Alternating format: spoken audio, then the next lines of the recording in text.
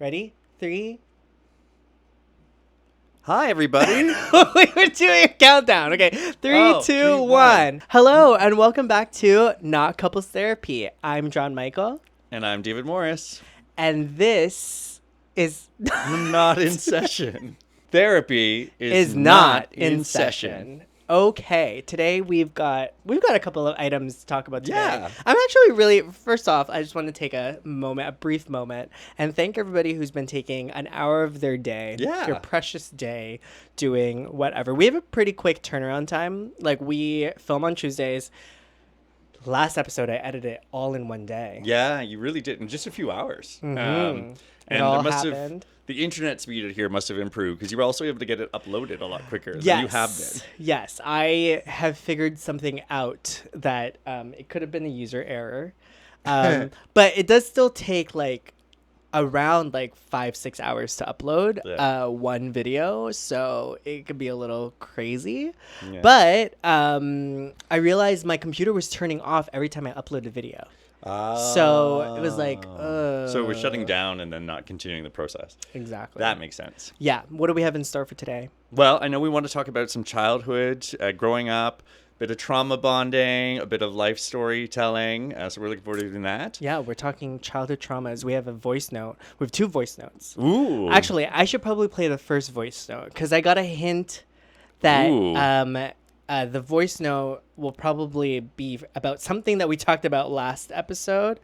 So we're going to start with that. Yeah, let me bring that up right away because I have no idea. We don't listen to the voice notes before any episodes because we like to hear it fresh. We like to, I can't wait for the online bullying. Yeah. Yeah. Let's see what she's asking about. Let's go. Okay. I have a question. Would you be concerned if your partner was using ChatGPT to ask if the color of their socks matched the rest of their outfit? I just want to know. How would you feel about that?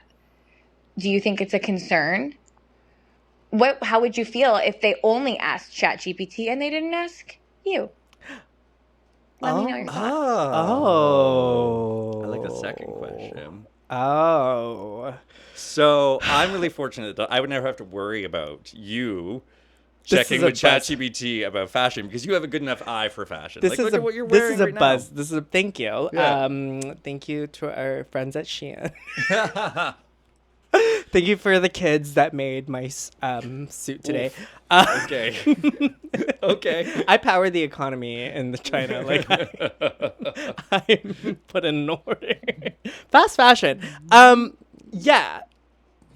Sorry, continue. Let me take this compliment in. Yeah, so I never have to worry about you kind of, thinking about and looking up how your socks would match your outfit. Mm-hmm. I will say that for the guys out there that have no sense of fashion, no disrespect to checking with ChatGPT.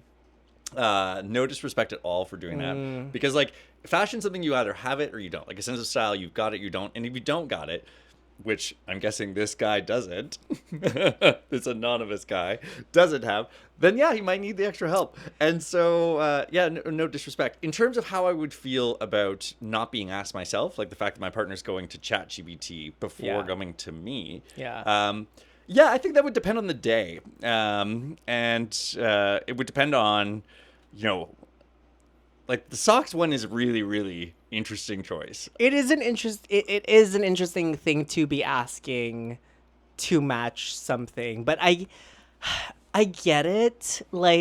For me, do I pay attention to people's socks? Not really, but when they do match the outfit, I make note. I appreciate, I work in finance, so sometimes these guys are in suits. And they'll have cute socks, polka dotted, whatever it is. And I'll take note of those. But when they don't match or they don't make a statement, I don't really pull it up. Or I don't really care about it. Yeah. So going back to the first of all caller, thank you so much. Thank you, our anonymous caller. Yeah. Thank you so much for this question. And I appreciate you thinking that we are licensed enough to answer this question. and that we are qualified Yeah. to answer this question. But would I be? I'm gonna flip it on me. Would I be mad if you were asking ChatGPT? If it depends. If you I were think you would be trying, relieved. no, if you were trying to impress me, then I'd be okay. But like, if you were like scared to ask me, then we'd have some new conversations. So it's about the motivation. Yeah, like the intent behind Yeah. it. But I do. It would be weird. Yeah. Okay, this is opening up. This is big. This is gonna open up. We're going on a tangent here. Okay, let's go. We're going on a tangent here. AI. AI's just gone a little too far Yeah. with this kind of stuff. Like, I think, like, do I want to be more fashion forward? Yes.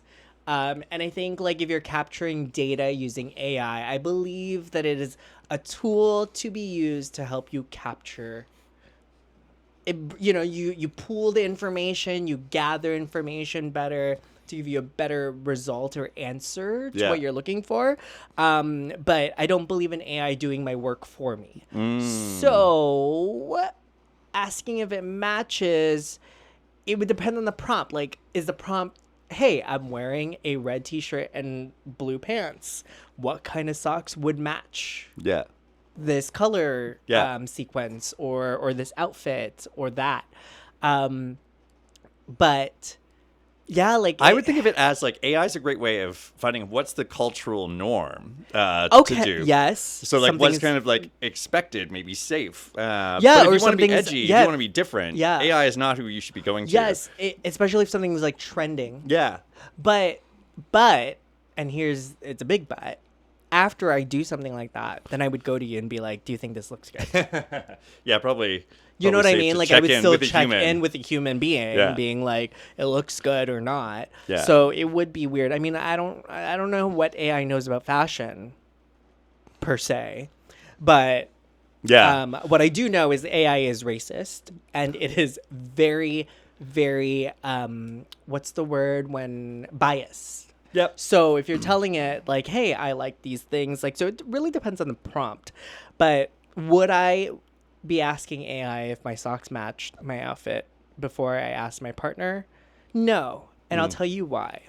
Because I believe that Google has gone too far. I think search engines have gone too far. I think we have gone to the point that we can look anything up. You know, yesterday or the other day, I texted Kike. Has nothing to do Yeah. with his racial background or anything, but I did ask him what is in Birria. Like what is in the seasoning for Birria, like tacos. Right. But I just wanted to know, Right. because not that race has to do anything with it, but he is opening up a Mexican restaurant. And Kike, It feels like he's a better resource than ChatGPT or right, Google. and Kike is Yeah. short for Enrique. Yeah, yeah. And he's from Mexico. Yeah. So you would think that he would have the answer. So what was his answer? Did he tell you? The bitch didn't know. His exact response when I asked him. Wow. I asked him, Kike, what is in Birria? Like the seasoning? Yeah. Question mark. That's a good question. Not sure, babe. I have never made Birria. Oh, so he's just always bought He's it. just never made it before. Right. No, he's not particularly a chef, but the reason I ask him is, one, Kike is my friend, and like if I just asked everything through Google or Yeah. ChatGPT or Gemini or whatever AI it is. First of all, I do love AI. I don't hate AI. I just think it's going, with the way that we're using it, is going too far. So if the AI that's listening to this, Oh, there is one. and There is at least and YouTubes. and you've become sentient, just so you're aware, I'm giving you so much data. I'm actually your resource for some of the things that you guys know about. Okay, so yeah. Well, that's the thing. You're seeing it really become a problem where once AI replicates a fact that's wrong, and puts it out into the internet, puts it back out there, or it appears on a YouTube channel, for instance, True. with like a content creator who's relying on AI to help generate the content. They put out Yeah. a fact that's wrong. Then the next time, the AI, a different AI, finds that same fact and repeats it, and the lie repeats and repeats and repeats, and it cascades. And that's the real challenge about AI, Yeah. is its confidence. Like for this fashion caller, for this fashionly woefully lost boyfriend of our caller Shania, I just want to say it's gonna be sometimes really wrong. It's gonna tell you with all the confidence in the world that those yellow socks go with those your pinstripe suit, and Yeah. it doesn't. It does not work. And No. so you got to be really careful with AI, because it's very confident when it's going to tell you that, oh yeah, this will look cool, It and does. it won't. It's confidently wrong, and you know Pinstripe it's suit. really it's a really interesting thing to be looking up. To be honest, no judgment though. You know who I will judge are I the use people. AI. The best thing I use AI. Sorry to Yeah, interrupt you. go for it. The best thing I use AI for is recipes and the grocery list to go with it. Yes. Like every day, say like I'm Yes. feeling something like this. But give you me a wouldn't recipe. ask AI to cook it for you. No. Yeah, because you have to rely on your own skills. Exactly. How to cook it, maybe. Like, Yeah. do you do do you mince the garlic and Yeah. do you saute it in? Sometimes you don't. You always saute the garlic into the meats, okay? But people that I will judge, though, Yeah. who don't use AI. It's here to stay. Yeah. It's like when people are like, I don't use the internet. Yeah. You know, I'm too cool. You're not. You're actually probably falling behind in our times, and you might be replaced by AI in the work that you do. And two, like, it's gonna be everywhere. Like it actually already is everywhere. And if you don't get with it, you're out. It has certainly displaced Google for me in the searching space. Yeah. It's so much primarily. faster. It's so much faster, and it gives you a much broader answer, and I never have to worry about like scrolling through and trying to pick out the resource that I want. It gives you enough of a synthesis of what you're looking for. And yeah, you have to question the confidence it gives it to you. But yeah, I would say I use ChatGPT now and Gemini more often than I use Google search. So would you be mad? Yes or no? No, I wouldn't be. I would be making fun of them. But you know, that poor person, they need the extra help. So respect. Yeah, would I be mad? Maybe a little bit. Maybe if you put like an outfit. I mean, again, if you're trying to impress me and I go like, "Wow, that's a really great outfit," and I find out later that you used AI to match your outfit together, side eye. Yeah. But if it's like, Don't bring that up at the party. yeah, I don't know. So we do have another call. Yeah. Do you want to do the calls first? Let's do another call. This is so much fun. I love this. Yeah. I love this, and I hope you love it.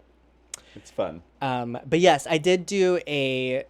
Maybe you can do while I look for the call, maybe you can do a call to action on how other people can jump in and ask for their advice. Speakpipe.com/notcouplestherapy. You can go there. You can leave a voice note. Love to hear from some of my friends. I know you're watching. Don't be shy. We're not going to make fun of you unless you're that last caller's boyfriend. Please give us a voice note, and we'll just have fun geeking with your question. It can be off the wall. It can be funny. It can be silly. It can be serious. Yeah, and I think like that. We'll also try to be more on theme. So like this week I did a call to action on my Instagram to be like, this is what we're talking about. So, bring let me know if you got anything. This is a voice note from Alicia. Oh, great. Hi, babes. Guess who? It's me, Alicia. Hi. So I heard we're talking childhood trauma this week, and I need some advice. I need some therapy from the experts themselves. So when I was in kindergarten, my class took a little field trip to the local fire station. I don't know if that was like a normal thing for all schools, but when you go through the little bus and you crawl on your hands and knees and you pretend there's a fire. Oh. There was a simulation activity during this trip that made it look like there was a legit fire, and it absolutely traumatized me. I've had a horrible fear of fire ever since, to the point that if my fire alarm goes off in my apartment building or fire trucks come in the parking lot, I'm clutching my pearls. How can I get over this? I can barely light a candle. Oh gosh. my goodness. That's it. Thank you. Bye. Love you guys. So I want to begin by reminding everyone we're not experts. Not at all. We don't have a doctorate. But I would maybe try burning incense instead of lighting candles. Yeah. Okay. So But did you have anything like this growing up? Like I had an experience like this, but I did not yeah. have a experience where I went to a fire. I'm assuming you went to a firefighter station. Yeah, I went to a fire station. I don't remember having to do an exercise like crawling on the ground, but I remember talking about fire safety. Yeah. But my big Wow. wake up call was when I had my first school shooting Yeah. exercise. And that I never forgot either. Like that was definitely a traumatic event where I'm like, oh gosh, like this is what we're doing. We're literally like hiding in a corner away from the window, hoping that. Okay, so I did that. Yeah, we would do that. They would do like drills like Yeah. that, and then we would like hide from windows, and I would just be like, "This is so bad," but I would like sit there and be like, "You're too loud. You're probably gonna get shot. You're too loud. You're gonna get shot." Like I'm like judging everybody because I'm like sitting in the corner quiet. I'm like, guys, you're missing the point of this exercise Yeah. right now. Like I took myself way too seriously growing up. Yeah. So like, we'd be in the corner and I'd be like, "You guys are crazy. Why would you make that sound under that desk right now? Yeah. Why would you push that chair? Why are you guys giggling? Yeah. You know?" Like, cut it out, Susan. You know, like it's just like it's crazy. Like we would not survive. They Like, would there know was always- we're in here. There was like laughing and giggling during Yeah. the exercise, and I just remember like hearing my classmates Yeah. laugh and giggle, and me being like, this is serious shit. Yeah, they Like, would like they the would fact that we're doing this is exactly crazy to me. So the 90s is crazy for doing that kind of stuff. Yeah. Because like that is crazy trauma. Yeah. Like Do you have a story similar to hers? Because I have something similar. where you were traumatized by something that happened. Yeah. But it was like a simulation. Like they were trying to teach you something. No. But then no. Okay, No. go. So mine was when I was probably 5 or so. I was at my cousin's pool. I was alone in the backyard. Everyone had kind of turned their back temporarily. I don't think they were meaning to be neglectful, but like there was a moment, just the perfect timing where not everyone's attention was on me, and I slipped and had a deep end, this pool. And so I slipped and I started to slide down the deep end, and I could not get out. And I'm left with like so I was saved. You know, my mom saw me struggling. Yeah. My sister jumped in with her clothes on. Oh, wow. Pulled me out of the water. And all I can say, Alicia, is that like I have a terrible fear of drowning to this day. Yeah. That's something I'm very aware of in the back of my mind. And so how I get past it, I don't know. Like I do still go in the water. I still have a good time. You saw me in PV. Yeah. I try and enjoy the water where I can, but I'm very safety conscious about the water because it's a real fear for me. Yeah. So I have some fun facts for you, Alicia. Again, thank you so much for calling. Yeah. We may not be experts, but we do know fun facts. And let me just tell you, something you should probably know, and a lot of people should know, is that we have gotten so efficient at fire prevention in Toronto that firefighters are actually not doing a lot in Toronto anymore. No offense.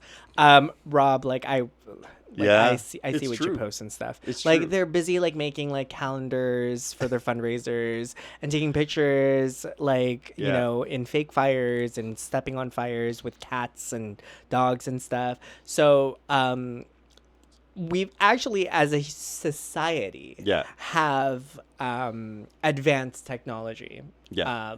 to the point, and like things that we've created, a lot of it is fireproof. Like this is actually even like this what I put behind us. Oh, yeah? This is it's Suppressant or there's a word for it, but if you were to light one of these on fire, it will not catch. Right. Basically. Right. So there's a lot of things, like even that stuff that I put it back there, it doesn't, and I made sure that it was, you know, that kind of material. Yeah. So with that said, right? Yeah. The last time there was like a really big fire Yeah. that's like really taken over, was a forest fire. Right. And that is not, thankfully you live in Toronto, there are no forests around you, so one. But then two, if there was an emergency, Yeah. you will have like 12 trucks show up to your Yeah. safety. Yeah. So shout out and recognition that they are still the ones running into burning buildings, but you're right. Yes. We have a lot fewer burning buildings today. Yes, it's to the point where we are trying to find things to do for them. Yeah, I worked on that a little bit when I was in government. I know. Yeah. Wait. So apparently, a lot of firefighters are also paramedics, since we were looking at the ability to like deploy a fire truck to answer a call that maybe you wouldn't need an ambulance for, but they just need some care. So that was something that we were looking at because there is less work for them than there used to be. So that's true. That is something we did. Yeah, and like fire safety, it's always good to be safe with fire. Like I've never, I don't know, like it's weird because when I listen to people talk about their traumas and like things that have like that hold them back, it's like, am I really traumatized by anything? Yeah. Like I challenge myself and just think deeper because I don't really like the traumas that I hold aren't as visible or as like tangible as some of these things that other people struggle with or live with. And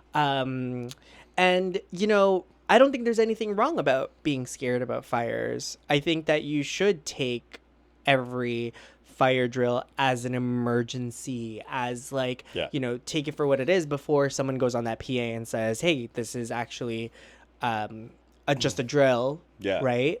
But I think what'll help you with the crippling part of this trauma is having faith and trust that like a lot of the buildings around you, I'm just gonna make it about buildings because I think that that's where it becomes a lot more uncontrollable. Like if a fire were to start here, water, you throw water at it, you throw a bunch of things at it to put it out. If you have a fire extinguisher, always have that ready and up to date and up to code. I have to look now. I'm not so sure ours is up to date. But for the most part, I think you should sit back and kind of like look around you and say like, yeah, when has there been a fire that's happened? And minus what just happened in Switzerland. But yeah, we'll leave that. Well, yeah, but that was like human error, right? Yeah, like that, really like that wouldn't happen. And that fire really demonstrates the importance of like speed, like the ability to how fast fire can move. No one really appreciates how quickly it can move, and so that club was obviously overpacked because it had a capacity of 200 people, and there's for anyone who doesn't know. Oh yeah, okay. So do you want me to cover this? Yeah, of course. So there was a pretty big fire on New Year's Eve in Switzerland. It's been a lot in the news. 40 people unfortunately lost their lives. I think it was like 120 almost who were injured, some of them quite seriously. And it was those sparkling candles that just like launched, hit the ceiling, and the ceiling caught fire. And then the fire moved so quickly across the ceiling they couldn't get out. Now, what's coming out very clearly is that the club was over full. Yep. And this is where, you do see in recent memory, like a lot of kind of scary incidents. And so that's really on club owners that they have to maintain their capacity. It's not something that can slide. It's a very serious health safety concern. And, tragically, it ended really badly for folks in Switzerland. Yes. And someone, I think too, like just having precaution, like just being, and I trust that you're always looking around you, you're putting out your, how I say cigarettes, in a, in a responsible manner. But for the most part, I think it's true though. They cause a lot of deck fires, like balconies. Yeah. But I think this is it's a tough one because like I will never know how someone feels in that moment of like, oh my gosh, like how does it really? So there's nothing you're really afraid of? Like a visceral fear? I just have to I can really lock in. It's scary. Like there should be things that I like it after the fact where people come in and go, oh, that was like really brave. Oh, you didn't think that was scary? Like that's so crazy because that looked terrifying. And I'm just like, I don't know. Like you just have to go with it. Like, yes, am I scared of snakes? Of course. But like given, let's say, for example, if it was a challenge and I had to do something with snakes, like you could get over it. I will get over it. Oh wow. And I will be over it and done. Like it just has to get done. Right. Like I don't really care. In my dreams, do you ever have dreams where you have to like Oh my gosh, I'm gonna sound like I'm gonna sound like a psychopath. But like, do you ever have dreams where you have to like If escape the from? shoe fits, darling. Yeah, where you have to like escape from like a killer, or you have to Yeah, like of kill. course. Well, do you ever have to? Do you ever confront them, or do you Yeah. escape? Sometimes I confront them. Sometimes I don't make it. Oh, I don't die in my dream because I think that, like, psychologically that's not possible. But I'm caught and it's over. And sometimes I fight back. Like I've had all kind of oh, outcomes. that's true. I guess I've never thought of it that way. Yeah. I I always try to fight back. Oh, no. I always try to fight back. I also am really good at recognizing like once I'm deep into it, I'm like, oh Yeah. my gosh, this is a dream. I can do whatever I want. Right. That's sometimes kind of fun. I really control like what is happening around me, and Yeah. like that's really cool and all that good stuff. But Yeah. I don't want to say that I don't have traumas. I think there are traumas with like things that my parents have said in the past, or things. No, that but I've we're talking gone about through visceral like that. fear, Like right? visceral fears. No, Wow. Eh? I guess like I think that like again, I'm scared of the dark, but like put in a situation where like fight or flight kicks in, like I will have no problem overcoming that. Yeah. Like that's the thing. I've never Yeah. really had a moment where it's like, oh, If you told me I had to climb through a cave, and there was a lot of spiders in there, and there was $1 million waiting on the other side, I would not do it. Like I could not face a cave full of 1 million spiders. I would not do well in a situation where like there is like active violence happening. Okay. Active violence. Active, Like okay. I don't want to say an active shooter because I honestly don't know how I'd react in a situation like that. But if I saw someone beating somebody, I don't know how I could respond. Oh, yeah. But in like, or that Yeah. someone was coming to attack me, like I don't know how I would respond. I have pretty visceral fears about the things. I'm such a non-violent person. Yeah. That the idea of that kind of violence, and you look at our world getting so much more violent, and yeah, it causes me like a certain amount of existential dread because I just could never imagine existing in that kind of environment, a violent environment. I would break down. I couldn't hurt somebody, and I certainly don't want anyone out coming to hurt me. Yeah, I don't think I couldn't hurt someone either. But again, like fight or flight, like I would go arms up. Really, eh? Yeah, it would I don't not. think I could. I would go arms up. I would do everything that I can to physically get myself out of a situation and those things. But I hope that answers your question. We kind And of I'm wander from fire to yeah, all these and other I'm things, so sorry that happened to you. I guess Yeah. I guess school boards, never think about like what kind of things. But see, these are the things though that creep up on us in our childhood. Yeah. Like this is why we want to talk about it today, because like what a great way to start off the year and learn to release these things that were thrown upon were thrusted upon us. Exactly. These fears Yeah. weren't there. They were thrusted upon Yeah, us, exactly. right? And it wasn't fair to you that simulation felt so real, and that it makes you, Yeah. makes your blood curl when even just like the sound of an alarm. Like, honestly, I would sue. I would sue. Oh wow! Could you imagine the lawsuits if we could sue school for trauma? Oh Uh, yeah, Yeah, there we go. That's something that we should definitely look into. exactly. All right. Do you want to talk about? We were going to talk about childhood trauma ourselves. Do you have a story Yeah. you want to share? Oh, do I have a story I want to share? Okay. So, I might have a spending problem. Might. I might have a spending problem. And it's like borderline like unhealthy to the point where like I will get myself guac. Like I will, like I deserve it. I will get it for myself. And it's like healing my inner child. And this is where it all comes from, right? For some reason, when I was growing up, so for those who don't know, I have 2 younger sisters. And growing up, anytime my mother would ask me if I wanted anything, Yeah. I would say no. Yeah. But then my sisters would always be like, yeah. And so my sisters would get showered with all of these things growing up, and I never did. Oh, It's interesting. it's such an odd thing that happened to me. And it was all in my, like, I don't believe my mom wouldn't have bought me things. Like, it would be Yeah. like, do you need shirts? And I'm like, no, my shirts are great. Yeah. But then my sisters would then get, you know, everything that, whatever. But like, for some reason, when I was younger, I was thinking like, oh, if I say no, then like more can go to my sister. But then I realized, like, why was I saying no? But that Like, makes why sense. You was were I- so self-sacrificing that now you have this desire to no longer be that way. That like Right. you've almost responded to that. in a Yes, and like, so because of that, Yeah. I am so unrelenting when it comes to like here's where it's healthy. Like, I will look at something and go, do I absolutely need it? Yes or no? way. Yeah. You know?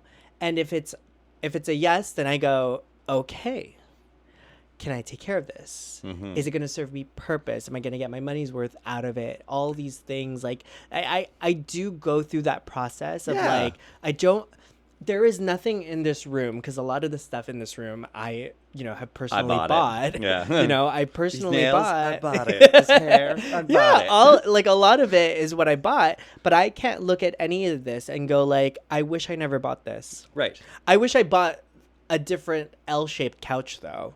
Okay. Like the couch, like I wish the L was on that side, or it was modular, so you Yeah. could put the L on one side. Reverse it. Yeah, I have a L-shaped couch like this, but I wish it was like this. I don't know if that makes sense to anybody. But I don't really look at my stuff and go like, oh, I really shouldn't have bought that. Like, there's a rhyme and reason, there's a purpose for everything that I have purchased, and like, and I get my money's worth Yeah. out of everything. Like, and that's another thing too. I'm very frugal Yeah. when it comes to those kind of things. Like, I don't mind spending the extra $200, $300, $400 if it means that I get longevity out of the stuff that I own.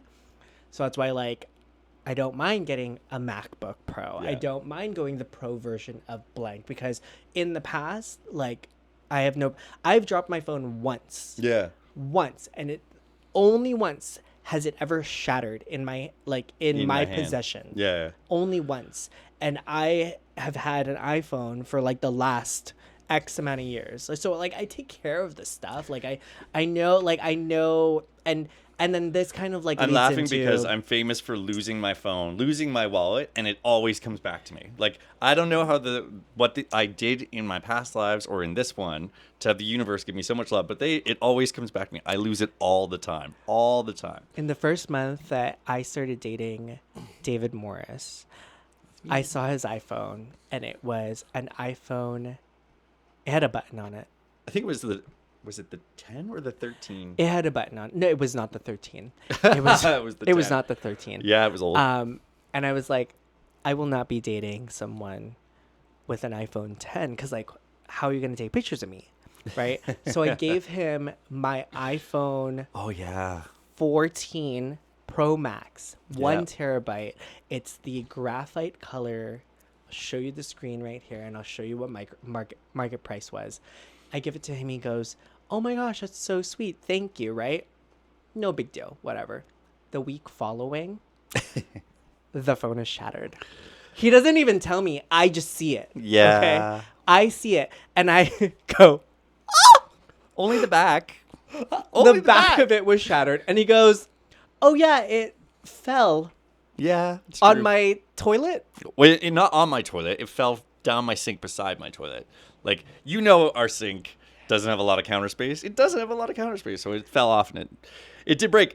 But it still works. And it works, No problem. and you're told, and that's fine. Yeah. And it's that's not the point of my story. The point of my story is that, like, I realized who I was dating at that moment in time. This is the person I'm going to love unconditionally. And it's also healthy because all of this that I talked about with, like buying myself all these pretty things and whatnot, Yeah. I have realized that I put a lot of value on my possessions. I do. And being with you, I'm learning to kind of let that go in a healthy Okay. way. Like, for Okay. example, I was going to say like the TV, but the TV still has the plastic on it. It does. Yeah. I can see it. So like, that's like not a normal thing, right? Like, that's something that I do to maintain this Yeah. television that has kept up, but like, But upstairs, you know, the vacuum, I removed the plastic on it. Ooh, I wow. know. So I'm working on it. There And you I guess go. there's nothing wrong with Progress. having like value in your possessions, but like it was getting to an unhealthy point where I Right. was like, you are not actually better than someone if you have the if you have the iPhone 15 and You are better someone than has, everyone. and someone has an iPhone 10. It's a little, that speaks for itself. Yeah, that speaks for itself. that I wouldn't fair? say you have a spending problem though. Like you do spend money, and you do spend money on things like big things that I wouldn't do. I'm a very needs only person, and this actually Yeah. ties into what my trauma I wanted to talk about which was that I was the youngest by far of my siblings, right? Yeah. They were all a lot older than I was, and so by the time I was born, two of them were in high school, or basically in high school. One was well into grade school, and I'm just born. And so, like, by the time I'm an infant and really kind of aware of the world, they're all teenagers. And I felt this, like, immense pressure very quickly to grow up very fast. Yeah. Because I was always different Yeah. than them. And so, no knocking them. They weren't doing anything wrong. No knocking my parents. But I felt this immense pressure to grow up very quickly. But that has led me to grow up very fast, almost to the like kind of detriment of joy. And one of the things I love being with you is that you really bring a lot of joy back in my life. Thanks. And you really help me like go and do things that are joyful. And Yeah. Oh my gosh, like Mario Party. yeah, exactly. And spending money on things that are just for me that I Yes. wouldn't have done before, because part of the growing up Yes. was that you know, tight budget, like make sure you're saving. And I've done all that. Like Yeah. I own a home, I have RSPs, I've done I own a home too. Yeah, exactly. And I have a very healthy RSP. Yeah, exactly. And Daddy Investments Co. But yeah, I did all those things, but I didn't have necessarily as much fun and joy as I would have liked. And so now I get to do that, and it's really nice. Yeah, you know, it's weird because you're the youngest and Yeah. I'm the eldest of my siblings. But we have the same attitude towards like work ethic and all these things. Like, I spent all of my 20s, literally all of my 20s working. Why? I don't know why. But I worked every single day to the bone from the ages of 19 up until 30. Yeah. And then when I finally was laid off for the first time in my life, I was like, oh my gosh, this is not good. What am I going to do? And I didn't crash and burn. Like, Right. I still have a savings. I still am good. Yep. You know, it helps that I won some money. Yeah. But yeah, it really does kind of, it's weird. The things that happen to you kind of creep up in your life and you kind of go, huh, I never thought of it that way. Like, you know, and like when I sit back and I kind of look at like, I do some self-reflecting and therapize myself. It's like, why do I like have this like gung-ho mentality of like, if I want it, I'll get it. Right. If I want it, I'll get it. And like, it really goes back to that because like, and nothing my parents did. It was, this is not blaming my parents at all, not blaming my sisters. It was just like a weird thing that I put myself into that I'm realizing now. It's like, like you got to work on that. Yeah. But I am, because I don't want to just talk about the trauma of it all, but I am working on being a lot more. Just because we have the ability to overconsume doesn't mean you should. And Right. I am doing my best now to stop doing that. Like I haven't, like last month I bought 2 pieces of clothing. Right. It was for Christmas, Yeah. our little Christmas outfits that we wore to your parents. But that was it. You know, I'm really trying to look at my wardrobe and say like, I have too much clothes. Yeah. Like I have like triple the amount of clothes that you have. You do, but I wouldn't say it's too much clothes. You have a lot more designer stuff, a lot more cute stuff like this, like from Shein, fast fashion, that you can kind of mix and match. And you do. It's not like you throw things out. You mix and match it. I buy kind of like one of everything that I think I'm gonna need, and then I just like update that as it happens. But I can feel sometimes a bit drab, but I wear very simple clothing, always have, very classic styles, always have, and that's me, you know, from a fashion perspective. But I don't think you have, like, you're not packing full closets full here. No, not yet. I have a goal. I have a goal this year to really downsize the things that I have. That's and good so because that- we don't have a lot of closet space Yeah, left. and like I believe in I just like believe in functionality too. It's like Yeah. it's like I look at some of the stuff that I have and I'm just like, you wore this one time. It was for a circuit party. My circuit party days are kind of over. I'd love to go. Yeah. But it's like not something I'm craving because like I used to go every month. Like there was a circuit party every month that I would go to. But now I'm just like I'm so focused on the dog, us, Yeah. this, Yeah. my job. I have 2 circuit parties coming. Yeah. And so And I don't think you're coming with me to one of them. I but think but not for the the other. month of January. Yeah. But it's like I love a good party into, and I don't think I'm better than anyone because I've decided I'm not going to these parties anymore. But I'm really pacing myself. I don't care as much as like feeling like I'm missing out on something. Right. I'd rather see my friends a lot more, and that's what it is. Like, that's Nice. where I am in life. Thanks. Do we want to talk about Stranger Things? Do we want to cover another childhood thing? Yeah, speaking of childhood traumas. Yeah. Stranger Those Things. kids. I think this will be the last time we talk about Yeah, Stranger this Things, is. unfortunately. Yeah. Because there's really nothing else. But the world has gone rampant. Yeah. And I didn't finish my thought last episode about being excited about Stranger Things being done.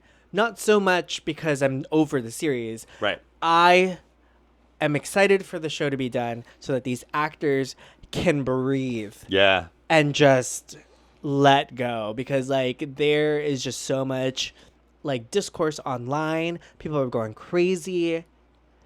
All I can say is I believe. I believe too. Did you see that the actor who plays Steve Harrington, has the #1 song right now? Oh. Yeah, he has a new song that just came out, and it's #1. Oh, wow. Yeah, like I actually need to go educate myself. I don't know his name as an actor. I don't know the song, but I saw the headline. Joe Keery? Yeah, exactly. He's got a #1 song. Wow. And so, yeah, good for him. And you're only- right. there's They only can go one do other song. things. Yeah. There are spin-offs coming. We're going to see what those are. Yep. I Is there thought- anything from the finale that you like were really disappointed by or really, really happy by? No, but I do think we've talked about this, and I think it's really important for viewers just in general to really let it go. Like, you are not the expert on anything. Oh my Doesn't goodness. matter how many blogs you've read or how many YouTube videos you've read. Let the writers just write their fucking show and Yeah. just enjoy it. Enjoy the joy that it is. Yeah. I'm so tired with people coming to me and being like, "Oh, have you heard this theory?" or "There was this detail missed." Like, maybe they made a mistake. Maybe it doesn't matter. Maybe they did it on purpose. You're never going to know. And frankly, I don't care what you think. Yeah. I enjoyed it. I had a really great time. I enjoyed it. I cried 4 times because Yeah. we watched it here we were snowed in New Year's Day, New Year's Eve. So we watched it together Yeah. when it came out at around like 12. Well, 12:30, we yeah. watched it around 12:30. Yeah. Then we watched it in theaters, which I think was brilliant. Yeah, that because, was like, fun. If there's anything that you can... That was made for yeah. theaters. That Yeah. finale, like as soon as it started, Just beautiful. wow. Just beautiful. Yeah. And like with popcorn, layered Yeah. butter. No Incredible time. M&Ms. We didn't do the No, M&Ms. oh, we forgot the M&Ms. No, I Yeah. Yeah. thought I would eat healthier. We did have hot dogs. Yes, A that's hot true. dog. Yeah. So it really, anything that really you loved, anything you really hated. Anything I really loved. I thought the fight scene was great. I thought all of it. I think it's like it's hard for me because so as someone who is chronically online and reads everything about the show and everything that everyone's talking about, like I find it really hard to agree with some of the opinions. Like people are comparing Will's coming out scene being longer than Vecna's fighting scene. Yeah. There is something weird though that it bothers me now, but it didn't bother me then. So this is like obviously Inception, Yeah. not my own opinion. But where were the Demogorgons and the demo dogs in Oh the my final gosh. fight? It was So- that was a little weird for me. But then this whole idea that Vecna was caught off guard, which also makes sense as well. But then I'm pretty sure that that giant spider thing is made up of all the organic living things in the abyss. Yeah. So it was just really odd not seeing a Demogorgon. My understanding, and this is exactly the kind of stuff that I frankly Yeah. don't really care about, but my understanding is that they only exist in the Upside Down, and so they don't exist in the Abyss. There's no vines. There was no vines up in the Abyss either. That all that vine, Demogorgon, Demodog stuff, Brilliant. all is down in the Upside Down, and they're too far away. So it's just the Mind Flayer and Vecna. And the kids, because he's brought them up there. But the rest of those things don't exist up there. Yeah. Now, where they come from, I don't know. It's never explained. But that's what makes it so great. I'm a big Lord of the Rings fan. Yeah. Big Lord of the Rings fan. And the best part of the magic of Lord of the Rings is the unexplained. Because there's magic, but then there's parts of it that we never know. And Yeah, that- like that's why kinda the cool. Eagles couldn't have brought. You made me watch a 9-hour series, and you couldn't have told me that they couldn't have taken the Eagles. No, they couldn't have. What I loved, probably the scene I loved the best, was when Hopper shoots Elle in the tank. Spoiler alert. Hopper shoots Elle. No mercy. It's been out for a week. Not my fault. If you're watching this point. And we've covered so much of it. So, yeah, when Hopper shoots Elle, and just how he has to come to terms with the fact that he keeps messing up because he keeps taking control. But he still finds a way to, like, say the fatherly thing. Like, it's a real beautiful give and take between Hopper and Elle.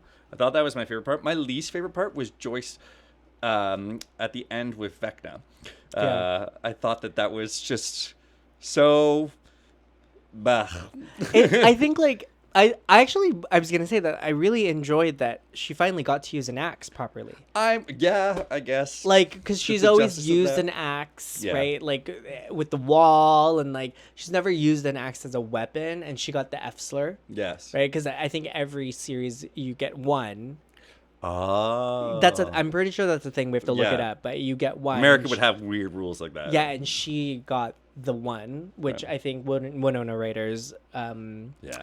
Yeah, she's so deserving of that moment. Yeah. Do you remember how much you hated her at the beginning? You thought she was unhinged, but I was like, just wait. Just did not like how real it felt Yeah. for me. Like, I don't like, because one of my biggest fears,